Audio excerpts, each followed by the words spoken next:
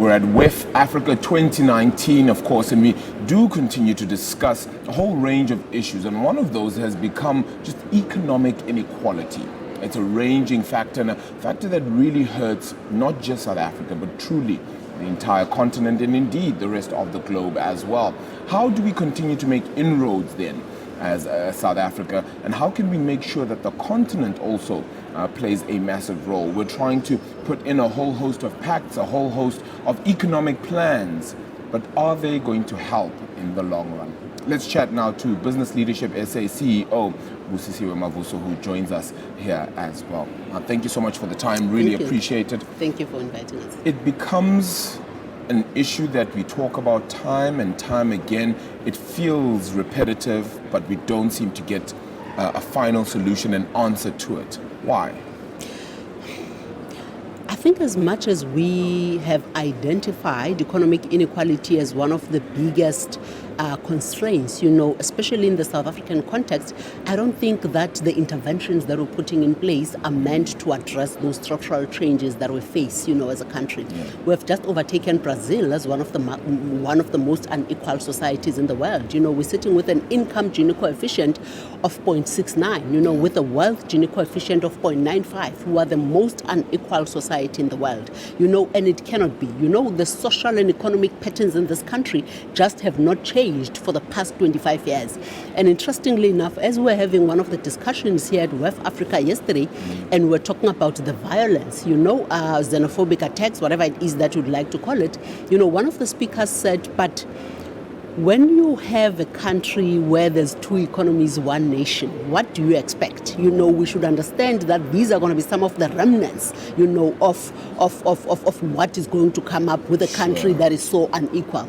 So I think for me, the big issue is on political will.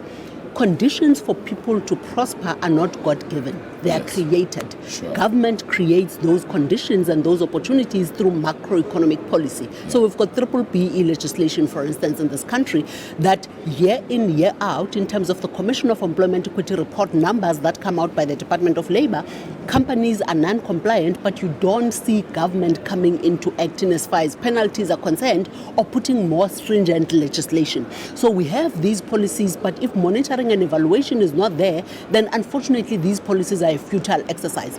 Government has to ensure that through macroeconomic policy, they move the economy along. If, for instance, at the moment, we have identified the SMME sector as one of the key strategic, sectors that are going to change the economic trajectory of this country around, we have to be saying, how do we force us as big business to allow these black SMMEs in particular, to be part of our supply chain, part of the value chain, because we know that the joblessness that you see in this country, the poverty, the unemployment, the inequality is actually only going to be bridged once the SMME sector is actually, given the space that one it should would say take. Then that we continue to make plans though. Yeah. I mean, not so long ago, we had an economic plan brought out by the Finance Minister's Office, Tito Mboweni here in South Africa, and we've brought out 8 plans at least in the last 25 years. And that's just the bare minimum. Yeah. Yeah. Yet, we have not followed through on them. Yeah. We have not seen the growth levels we'd like. We haven't addressed some of the issues. Is it political will? And I only say that because we've gotten the plans out, but it's the actual actioning of all of this that seems to be failing. It is the actual actioning, because then I think for me that is where political will comes in. It's all good and well to get all these experts to put these plans together, but at some point as government you have to show that you monitor. It can't be left to the goodwill, for instance, of business to do the right thing. Yes. Because if you leave it to the goodwill of people, it is not going to happen. So I think for me it is really political, willingness, that is actually not moving the country along. And it's actually interesting that you're talking about the National Treasury Economic Plan, because I think that is precisely, what Tito has done there.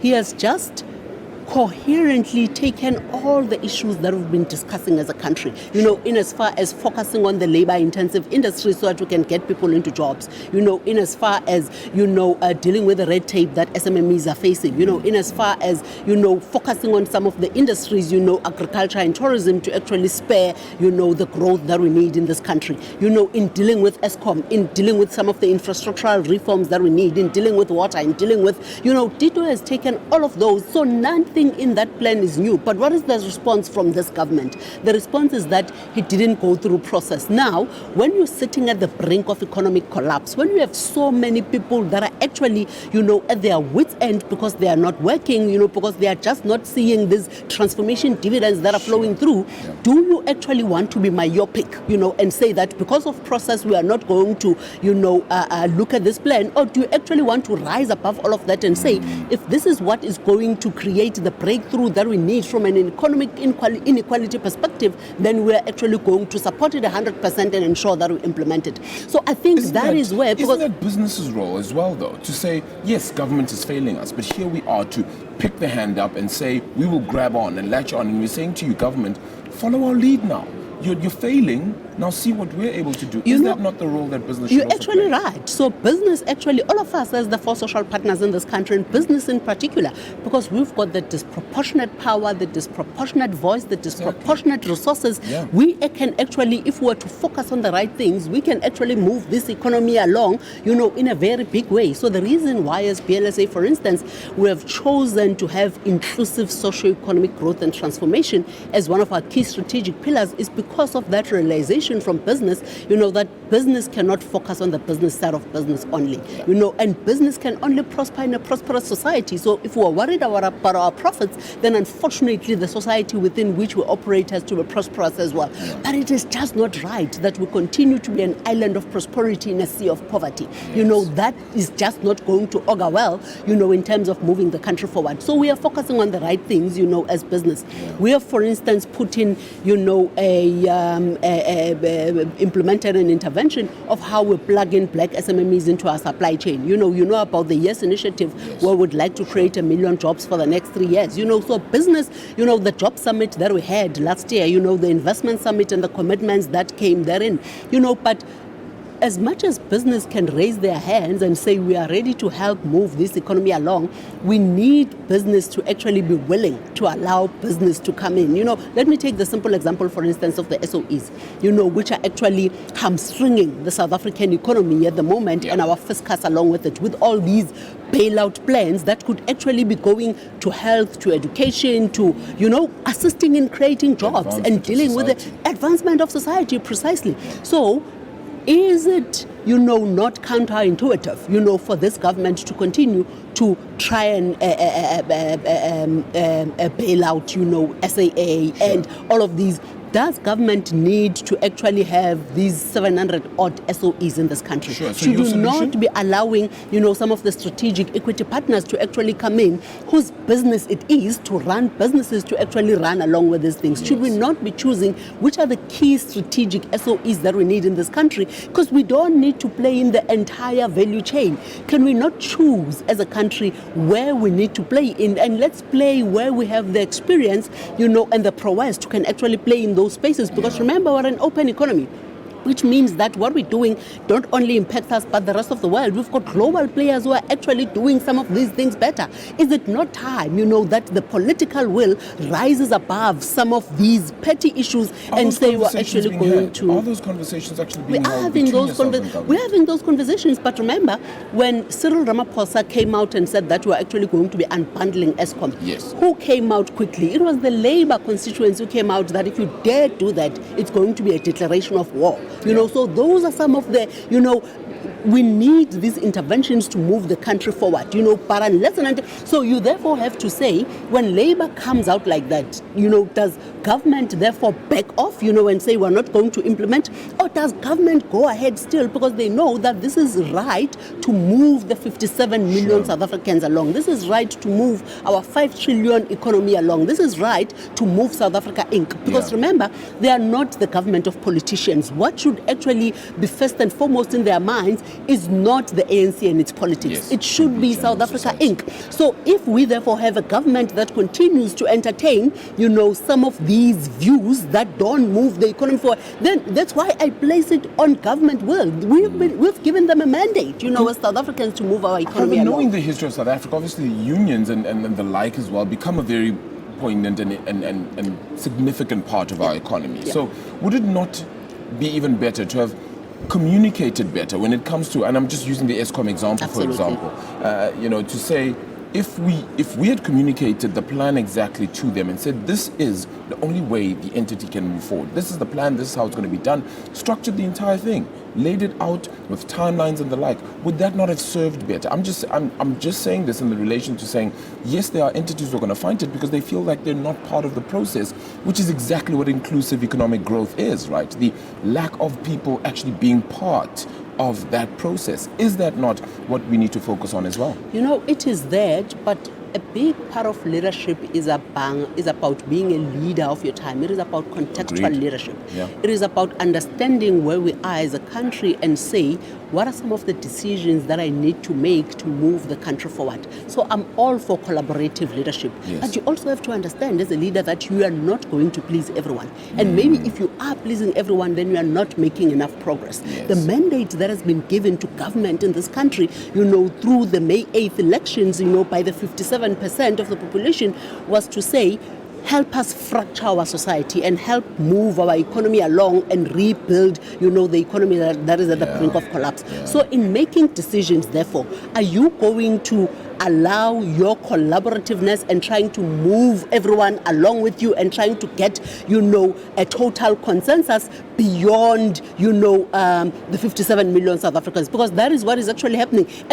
How long is this piece of string? At what point do you say, I'm going to make the decisions because the Constitution, gives me the mandate and the powers to can actually make some decisions that are going to benefit this country? Or am I going to try and be nice and ensure that everyone, absolutely agrees with me? So for me, I think it is just a failure of leadership. It is a failure of not understanding where we are in this country and some of the decisions that we actually need to make to ensure that we move the country along. One of the conversations yesterday actually that we had on youth unemployment, it interestingly segued, in the politics in Africa and how the politics tend to trump economics, how the political inexpediency, is some of the key reasons why we are tagging behind, as a continent, how the politicians are failing through their decisions or lack thereof to move the country, in the direction that we actually need to move it on. And it's interesting because you hear this from some of the continental leaders and you actually say, hold on, this is where we are as a country. Yes. And it's disappointing for me because as the country that achieved its democracy last, you would have thought that we would have learned from some of our sister African countries, in terms of what not to do. Yes. But we seem to actually be following along those. It was interesting to learn that the average unemployment in the continent is 25%. South Africa is sitting at 28%, and yet we are the most advanced economy in the continent, right? The continent is sitting at 60% youth unemployment. We are sitting at 56%. Kenya is sitting at 11% unemployment, right? So we are actually being overtaken by some of the countries, in the continent, and yet we're supposed to be the most advanced. So for me, it therefore says, if we're going to try and do the same politicking that the rest of the continent has done, where are they and where are we? But we are also, in terms of the trends, in some terms of the staggering stats that are coming out, not far behind in terms of where we are. So we ought to be saying as leaders, should we therefore not be making different decisions? Because in trying to please everyone, to your point, it is not assisting. We have Moody's in the country at the moment, and they're actually going to be making their determination on the 1st of November. We've got the medium-term budget speech that is coming up. So what is therefore required from us, as leaders in this country, as government? What is that posture that we need to assume to show that we really have a handle on these issues that we're facing? And from what I'm seeing, the lethargy that we've been seeing, the paralysis that we've been seeing, the political turbulence that we've been seeing is actually not auguring well to achieve the social and economic, or the social, or rather the inclusive, society in terms of achieving socio-economic transformation. And it's therefore not going to assist from an economic inequality perspective. I must end things off with really just asking you as well about sentiments from business leaders as well around the xenophobic attacks, the gender-based violence. That certainly does cripple a country, not just from an economic point of view, but a social point of view.